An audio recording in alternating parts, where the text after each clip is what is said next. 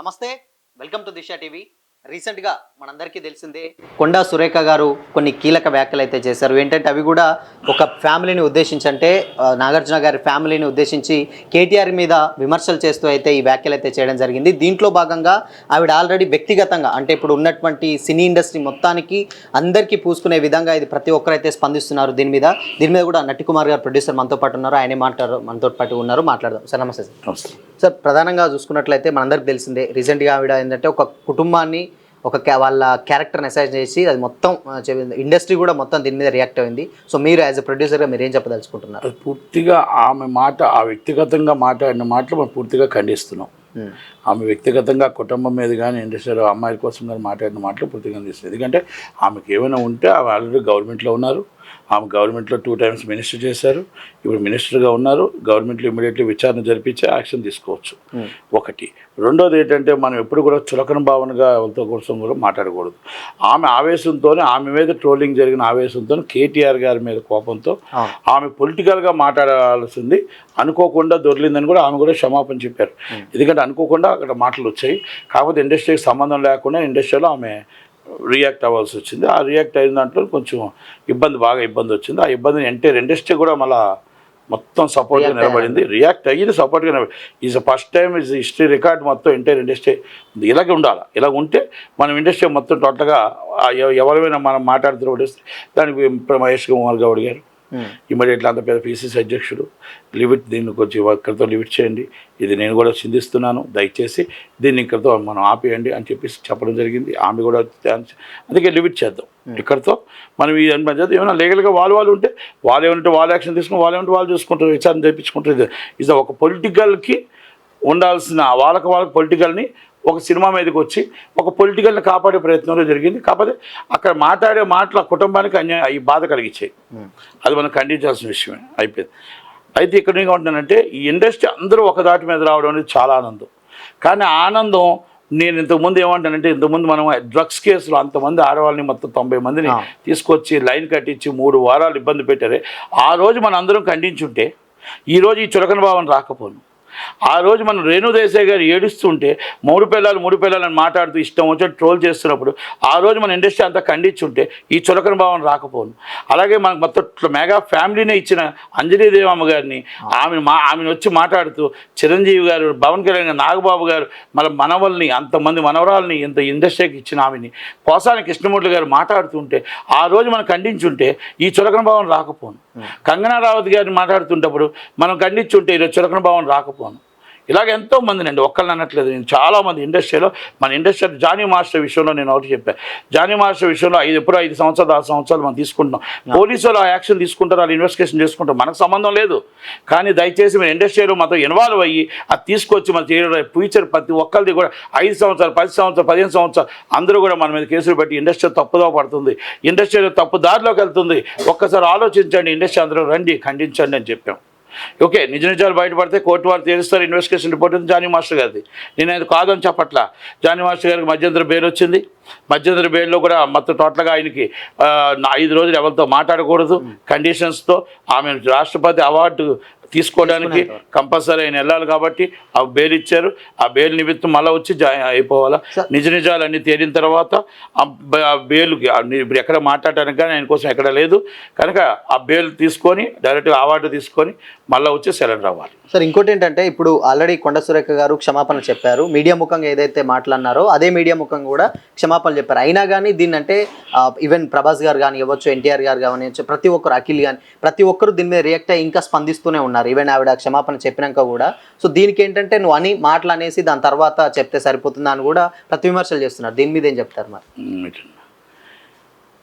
ఇప్పుడు వాళ్ళు మాట్లాడుతున్న విమర్శలకి ఆమె క్షమాపణ చెప్పింది. ఆమె దగ్గర ఏమైనా విట్నెస్ ఉంటే ఆమె యాక్షన్ చేసుకోవాలి. వాళ్ళు ఆల్రెడీ పర్మిషన్ వేసారు. ఈజ్ లీగల్ ఇష్యూకి వెళ్ళింది కాబట్టి మనం వీటి కోసం జోక్యం చేసుకోవాలి. Is enough close. ఓకే, వాటి కోసం మనం డిస్కస్ చేయాలి. సార్, ఇంకోటి రీసెంట్ ఇష్యూస్లో మనందరూ తెలుసు, ప్రకాష్ రాజ్ గారిది తిరుపతి లడ్డు కూడా ఒక విషయం అయింది. పవన్ కళ్యాణ్ గారి మీద కూడా కొన్ని కీలక వ్యాఖ్యలు అయితే చేశాడు. ఆయన 2 నామాలు పెట్టుకుని కొత్త దేవుడు వచ్చాడు, కొత్త బాబా అంటే ఈ టైప్ ఆఫ్లో ఆయన వ్యంగ్యంగా మాట్లాడడం ఎంతవరకు కరెక్ట్ అనుకోవచ్చు? ఒకటేనండి, ఆయన దేవుణ్ణి అవమానించాడు, హిందూ ధర్మాన్ని అవమానించాడు. Hindu or Muslim or Christian secular రాష్ట్రం అందరూ కూడా బతకాలి, అందరూ బాగుంటారు, ఎవరి పవిత్రతలను కాపాడుకుంటారు. నీకు కొత్త బాబా వచ్చాడు 2 నామాలు పెట్టుకొని అంటే నువ్వు ఎవరిని ఇబ్బంది పెట్టావు? నువ్వేం మాట్లాడుతున్నావు? పవన్ కళ్యాణ్ గారు డైరెక్ట్గా తిట్టు దమ్ముంటే, డైరెక్ట్గా తిట్టు నీకు దమ్ముంటే. నీకు దమ్ము లేకపోతే మానే, అంతే తప్ప నువ్వు 2 నామాలు పెట్టి బాబా అంటే ఆయన దేవుడు భక్తి, హిందూ ధర్మాన్ని నేను కాపాడుతూ నేను హిందువుని అని చెప్పాడు. అని చెప్పేటప్పుడు నీ కళ్ళు ఏమైపోయింది, వినబడట్లేదా అని అడుగుతున్నా. నీకు ఏంటంటే ఎవరినో ఒకరిని నువ్వు ఏదో మాట్లాడాలని తప్ప నీకు మామూలుగా కూడా నీకు ప్రజలు రేవన్న గారు మీ క్లోజ్ ఫ్రెండ్ మీ దోస్తు కుమారస్వామి గారు ఆయన 2500 మంది అమ్మాయిల్ని నరకం చూపించాడే, మరి వాళ్ళ కోసం మాట్లాడలే, రేణు దేశాయ్ గారి కోసం మాట్లాడలే, అంజనీదేవమ్మ కోసం మాట్లాడలే, డ్రగ్స్ తీసుకున్న వాళ్ళ కోసం మాట్లాడలే. నిన్న కేటీఆర్ గారు నీకు దోస్తు కాబట్టి ఇక్కడ ఎప్పుడైతే మన సురేఖ గారు మాట్లాడితే గబగబా అందుకున్నావు. పవన్ కళ్యాణ్ గారిని అమాయకంగా దొరుకుతాడు కానీ పవన్ కళ్యాణ్ గారిని అందుకున్నావు. నీకు ఏంటంటే మనుషులు మాట్లాడేటప్పుడు బ్యాలెన్స్ తప్పకూడదు. నువ్వు మాట్లాడు, నువ్వు సెక్యూరిటీ కోసం మాట్లాడు, ఎస్ కరెక్ట్, దేవుడి కోసం మాట్లాడు, ఇట్స్ కరెక్ట్, ఇది కరెక్ట్ కాదు. ఇలా నువ్వు మాట్లాడి ఇలా చేయడం, నువ్వు బాబా వచ్చాడు 2 నామాలు పెట్టాడు, నువ్వు దేవుణ్ణి అవమానిస్తున్నావు, హిందూ ధర్మాన్ని అవమానిస్తున్నావు. నీవు ఇప్పుడు ముస్లిమ్స్ని అవమానించకూడదు, క్రిస్టియన్ని అవమానించకూడదు, హిందూ ధర్మాన్ని ఏది కూడా అవమానించకూడదు. ఎవరి పవిత్రత వాళ్ళకు ఉంటుంది, Hindu or Muslim or Christian, ఎవరి పవిత్రత వాళ్ళకు ఉంటుంది. ఎవరిని అవమానించే రైట్ లేదు. మీరు పవన్ కళ్యాణ్ అవమానించలేదు. ప్రకాశ్రాజ్ గారు మీరు మాత్రం గారు నోరు దగ్గర పెట్టుకోండి, నోరు అదుపులో పెట్టుకొని మాట్లాడితే బాగుంటుంది. ఇక్కడ మీరు కావాలని కొన్ని నాటిల్లో మీరు కావాలని ఫీడ్ చేస్తున్నారు, ఇది కరెక్ట్ కాదు, ఇది పద్ధతి కాదు.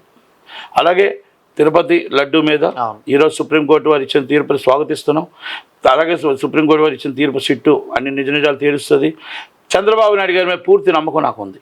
అవునా? చంద్రబాబు నాయుడు గారు ఎందుకంటే ఆయన దేవుడు, కలియుగ దైవం, వెలువేల్పు, ఆయన రాజకీయం దేవుడి మీద రాజకీయం చేయడం నమ్మకం ఉంది. అన్నీ 1-2 సార్లు తప్పు జరిగిందని తెలుసుకున్నాకనే ఆయన ప్రెస్ మీట్ పెట్టాడు. కనుక అన్ని నిజాలు సిట్టు వారు తెలుస్తారు. కనుక అక్కడ మొత్తం టోటల్గా అది ఇన్వెస్టిగేషన్ జరుగుతుంది కాబట్టి అంతకన్నా మనం జోలికి వెళ్ళకూడదు. సుప్రీంకోర్టు అత్యున్నత న్యాయస్థానం ఇచ్చిన తీర్పును మనం గౌరవించాలి. అక్కడ తిరుపతిలో మొత్తం టోటల్గా అన్యాయం జరిగింది.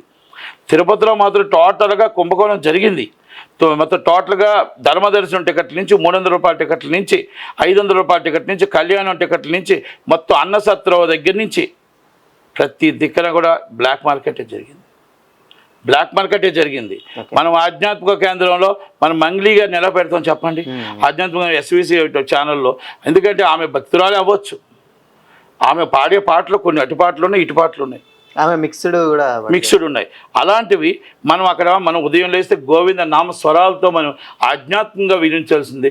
మనం అక్కడ ఆ కళ్ళుతో దేవుడిని చూడాలి తప్ప మనం ఇలాగ ఒక్కసారి మన వయసులో ఉన్న వాళ్ళని మన ఇబ్బంది పెట్టడం తప్ప అలాంటి వాళ్ళని అక్కడ పెట్టవచ్చా అని అడుగుతున్నాను నేను.